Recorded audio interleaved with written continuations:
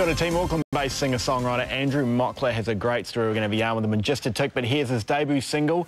This is She Waits.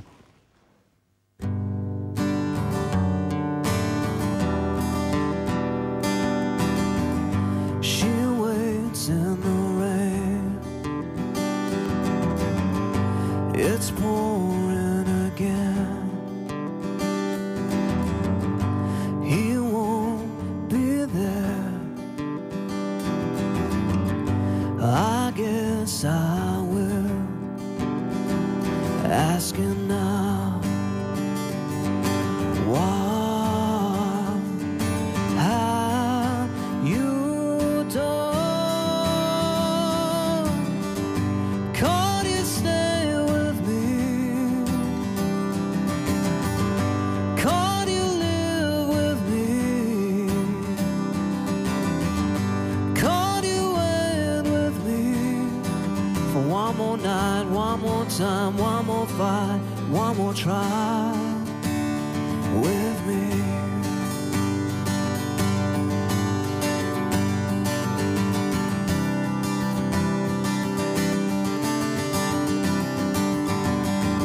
She waits in the rain, it's pouring again.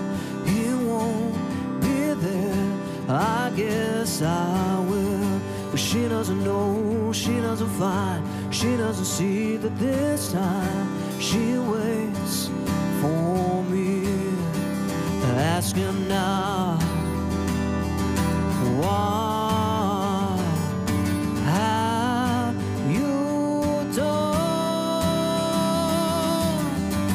Can't you stay with me? Can't you live with me? Can't you wait with me for one more night, one more time, one more fight, one more try with me? And all the things that I wanted to say, I tried to leave, but she begs me to stay. All the things that I wanted to know are forcing me to go. Can't you stay with me? Can't you live with me? Can't you wait with me for one more night, one more time, one more fight, one more try? Whoa, can't you stay? Can't you wait? Can't you stay with me for one more night, one more time with me?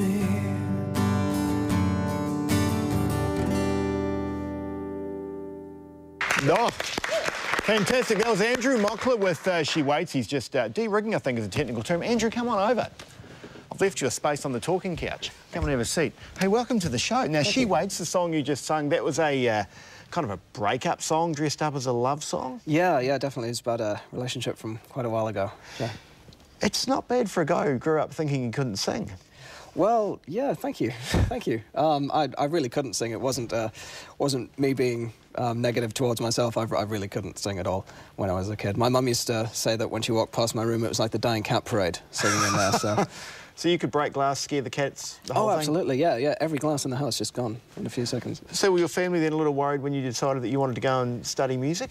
Yes, a little. They thought I could play the guitar. They weren't convinced I could sing. So they politely said, oh, yes, you know, pursue your dream. Yeah.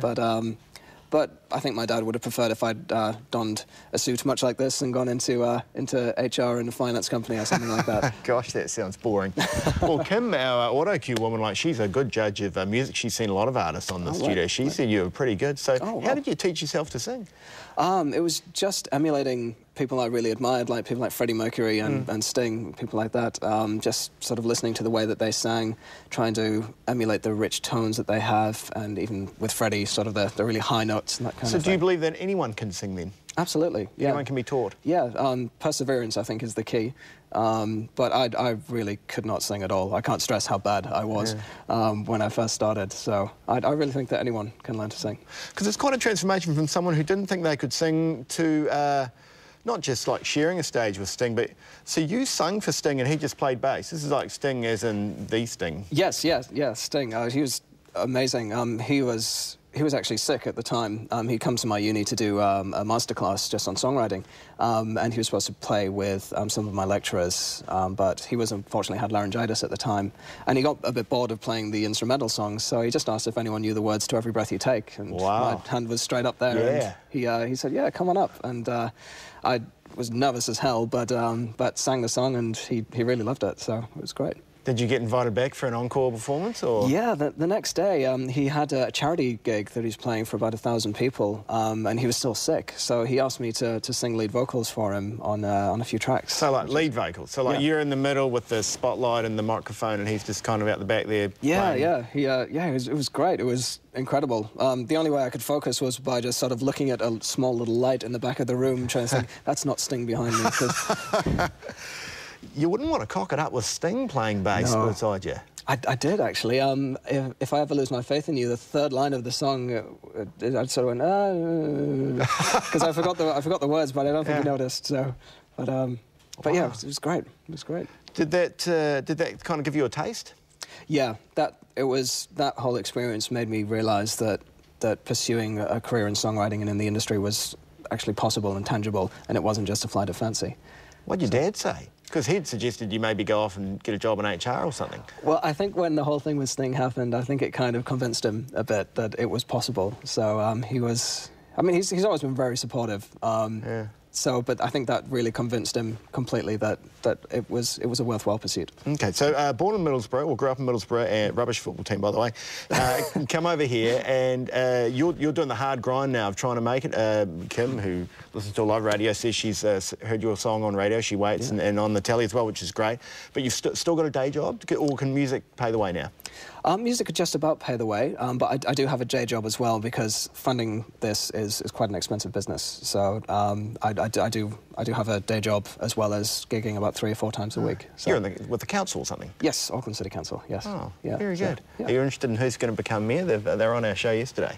I actually haven't been following it too closely. Yeah, I'm sort of... We sort of stay away from all that kind of stuff. We do community-focused kind of things. Oh, look, so. Very diplomatic answer. Hey, what have you got? Are you looking at an album? What's next for you? Yeah, so there's this first single. It'll probably take another couple of months before it really starts to get some movement on radio and TV. Then we're going to be releasing a second single, which was the first one I played today, yours. Then after that, we're going to apply to New Zealand On Air for funding and hopefully get the album put together and have that out middle of next year. Brilliant. And so people can buy the single online now? Yeah, it's available on iTunes, Vodafone, Telecom music stores, and Amplify. And there's a music video filmed in Russia? Yes, yeah, that was brilliant. Well, I mean, Omaha's nicest time of year, but Russia's also good? Yeah, Russia's is amazing. It's a really beautiful country. You get an idea as a Westerner of it being a real desolate place, full of poverty, but... Well, at least in the bit that we were in, it was just a beautiful city, great people, great architecture and all that kind of thing. Brilliant. Hey, Andrew, thank you so much for coming in today. Thank you for having me. Not bad for a bloke who reckons he can't sing. Well, thank you. Getting there. Getting there. Cool. Thank you very much.